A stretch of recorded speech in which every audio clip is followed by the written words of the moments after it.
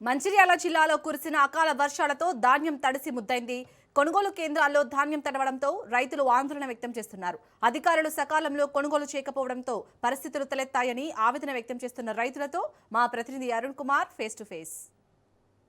అకాల వర్షాలు రైతులను నట్టేయడం ముంచినే రాత్రి కురిసిన అకాల వర్షంతో కూడా వరి ధాన్యం కేంద్రాల్లో ధాన్యం మొత్తం తడిసి కూడా రైతులు అయితే ఆందోళన చెందుతారు. దీనికి సంబంధించి కూడా మనం మంచిర్యాల జిల్లా వ్యాప్తంగా దండపల్లి ఆజిపూర్తో పాటు ఏదైతే ఇటు చెన్నూరు జైపూర్ మండలాల్లో కూడా భారీగా కూడా ఏదైతే వరి ధాన్యం తడిసి అయితే ముద్దైనటువంటి పరిస్థితి. దీనికి సంబంధించి మనం ఒక వరి ధాన్యం కొనుగోలు కేంద్రం వద్దాము. ఇక్కడ మనం చూడొచ్చు మొత్తం వాటర్ అంతా కూడా ఏదైతే వరి ధాన్యం అంతా కూడా నీళ్ళలో కొట్టుకుపోయినటువంటి పరిస్థితి మనం చూస్తున్నటువంటి పరిస్థితి అయితే కనబడుతుంది. దీనికి సంబంధించి కూడా రైతులు గత 20 రోజుల నుంచి కూడా ధాన్యాన్ని తీసుకొచ్చి కళ్ళాల వద్ద ఉంటే కూడా ఇప్పటి వరకు అయితే అధికారులు పూర్తి స్థాయిలో కొనుగోలు ప్రారంభించలేదు. దాంతో కూడా రైతులు ప్రతిరోజు ఉదయం వచ్చి సాయంకాలం వరకు కూడా ఏదైతే కళ్ళాల వద్దనే పడిగాపులు కాస్తా ఉన్నారు. ముఖ్యంగా కూడా రాత్రి అకాల వర్షం కురవడంతో కూడా ధాన్యం అంతా కూడా తడిసి ముద్దైంది. దీనికి సంబంధించి రైతులు అయితే తీవ్ర ఆందోళన చెందుతున్నటువంటి పరిస్థితి.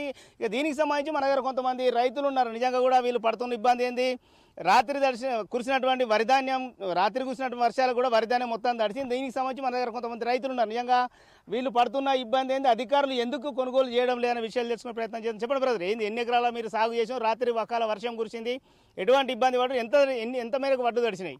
మేము 6 ఎకరాలు వేసినాం సార్. 6 ఎకరాలు వేస్తే ఈడికి 25 రోజులే పొలం కోసి సార్.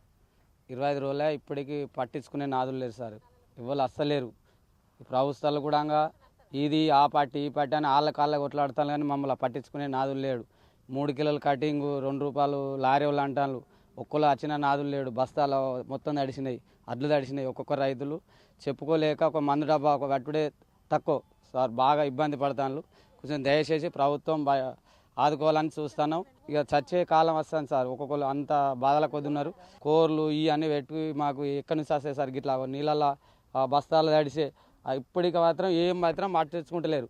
వెంటనే పోతేనే కావాలి, కానీ లేకపోతే మేము రోడ్ ఎక్కుతాం సార్. రైట్గా దీనికి సంబంధించి మన దగ్గర మరికొంతమంది రైతులు మీరు కాగా చెప్పండి, మీరు ఎన్ని ఇట్లా వేసారు, ఏంది అసలు పరిస్థితి? నేను 4 ఎకరాలలో సాగు చేసిన. నేను 20 రోజులు అవుతుంది సెంటర్లో పోసి. ఆల్రెడీ మైసర్ వచ్చింది. మైసర్ రావడానికేమో 20 రోజులు కష్టపడ్డాం. 20 రోజులు కష్టపడ్డ తర్వాత ఏమైందంటే వీళ్ళు సెంటర్ ఎప్పుడు 21 తారీఖు నాడు సెంటర్ ఓపెన్ చేసిండ్రు. టైం కావడానికి గింతలేటు కాలయాపన చేసి ఈరోజు రైతుల వడ్లు తడవడానికి కారణం చేసిండ్రు.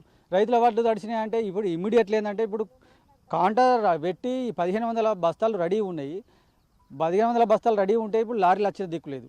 లారీలు రావడానికేమో వాళ్ళు బస్తాకు 2 రూపాయలు కావాలని వాళ్ళు డిమాండ్ చేస్తున్నారు. మిల్లర్స్ ఏం చేస్తాడు, 43 కిలోలు అయితేనే నాకు పంపండి, లేకపోతే అవసరం లేదని వాళ్ళు చేస్తున్నారు. దీని గురించి అధికారులకు విన్నవించినా, నాయకులకు విన్నవించినా ఇప్పటికీ స్పందించడం లేరు.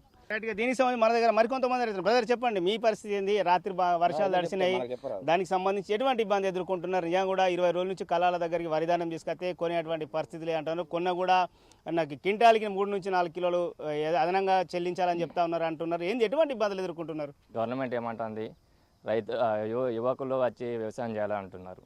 ఇప్పుడు మేము వచ్చి చేస్తున్నాం, పంట పండించినాం, ఇక్కడ పోసినాం, ఇంతవరకు వచ్చిన వాళ్ళు లేరు, చేసిన వాళ్ళు లేరు, ధాన్యం పోతలేదు.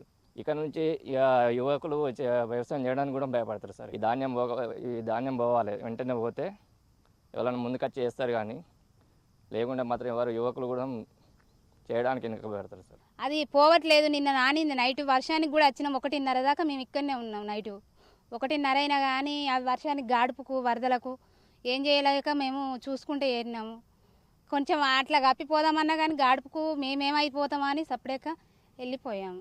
ఇప్పుడు ఏం కావాలనుకుంటారు? నిజంగా కూడా బాగా ఇబ్బంది పడుతున్నారు. బస్తాకి 3 నుంచి 4 కిలోలు అదనంగా తీసుకుంటా ఉన్నారు. అదే డ్రైవర్లకి సంబంధించి, లారీకి సంబంధించి 2 రూపాయలు కూడా బస్తాకి వసూలు చేస్తున్నారు అంటున్నారు.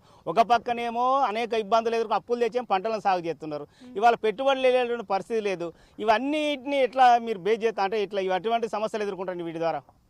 ఏం సమస్యలు ఎదుర్కొన్నా కానీ మాకు రైతు అంటే బాగా ఇబ్బంది. మొత్తం 3-4 లక్షలు తెచ్చి పెడితే ఒక 4-5 లక్షలు కూడా అత్తలేదు చేయడానికి. మేము ఇప్పుడు 30-35 వేలు పెట్టినాం ఒక ఎకరానికి. అదానికి మేము ఎన్ని చేసుకున్నా కానీ చేయడానికి ఏం లేదు. ఇప్పుడు ఒక్క బస్తా పోవాలంటే 2 రూపాయలు 3 రూపాయలు అంటారు వాళ్ళు. మాకు లారీ వస్తే ఇప్పుడు బస్తాలు వెళ్ళిపో నైటు బస్తాలు ఇప్పటికే 3 రోజులే పెట్టి మేము ఆ బస్తాలు రాకనే మేము ఇంత ఇబ్బంది పడుతున్నాం. గత 20 రోజుల క్రితమే ఇక్కడ వరిధాన్యం కొనుగోలు కేంద్రాలకు ధాన్యాన్ని తీసుకొచ్చినా కూడా పూర్తి స్థాయిలో కొనుగోలు జరగకపోవడంతో కూడా రాత్రి కురిసినటువంటి అకాల వర్షానికి కూడా పూర్తిగా తడిసినాయని చెప్తా ఉన్నారు. అదేవిధంగా కూడా కొన్ని కొనుగోలు జరిగిన కూడా బస్తాలను కూడా సకాలంలో తరలించకపోవడంతో ఆ బస్తాలు కూడా మొత్తం తడిసి కూడా ఉన్నాయని చెప్తా ఉన్నారు. అధికారులు ఇప్పటికే కూడా ఇప్పటికే కూడా దీనికి సంబంధించి కూడా పూర్తి స్థాయిలో చర్యలు చేపట్టారు. ముఖ్యంగా కూడా కొనుగోలుకు సంబంధించి కూడా బస్తాకి 3 నుంచి 4 కిలోలు అదనంగా చెల్లిస్తేనే కొనుగోలు చేస్తాం. ఇటు మిల్లర్లు కూడా ఒత్తిడి చేస్తున్నారని అయితే రైతులు ఆవేదన వ్యక్తం చేస్తారు. తడిసిన ధాన్యంతో పాటు ఎటువంటి షరతులు లేకుండా కూడా ధాన్యాన్ని పూర్తిగా కూడా త్వరగతిన కూడా పూర్తిగా కూడా కొనుగోలు చేయాలని చెప్తాను. లేదంటే కూడా గతంలో 3 రోజుల పాటు కూడా వర్షాలు ఉన్నాయని కూడా వాతావరణ శాఖ హెచ్చరించిన నేపథ్యంలో కూడా రైతులైతే తీవ్ర ఆందోళన చెందుతున్నటువంటి పరిస్థితి మంచిర్యాల జిల్లా వ్యాప్తంగా కూడా కొనసాగుతుంది. కెమెరా పర్సన్ శ్రీనివాస్, అరుణ్ కుమార్, రాజు న్యూస్, మంచిర్యాల జిల్లా.